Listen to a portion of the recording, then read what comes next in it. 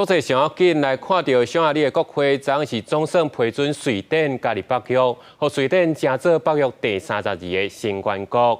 今这会使加入北约，其中上大的关键，就是因甲匈牙利已经达成国防军事的相关协议。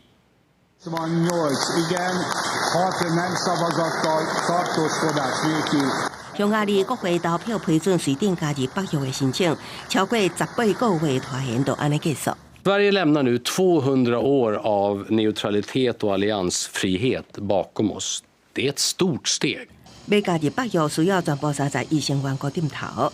匈牙利总理奥班伫投票进前对国会议员表示，瑞典甲匈牙利的军事合作，甲瑞典加入北约，强化匈牙利的安全。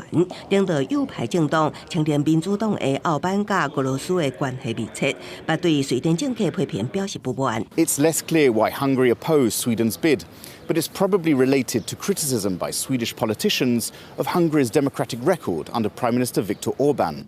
瑞典顶个月经过讨论议点头了后，就剩说服匈牙利这最后一里路。因的某些共款拢是甲军事有关系，关键伫23，瑞典首相克里斯特森去布达佩斯甲匈牙利总理奥班会面随后，两个人宣布达成一项国防工业协议，其中包括匈牙利会买4架瑞典制造的 JAS-39西旧战斗机，刷落来申请案签署生效，瑞典会正式受邀加入北约，加做伫芬兰了后的第32个成员国。最近2个先后加入，也加做这个军事联盟自20世纪90年代进入东欧以来上重要的扩张，也带来军备资源。公司新闻黄伟编编译。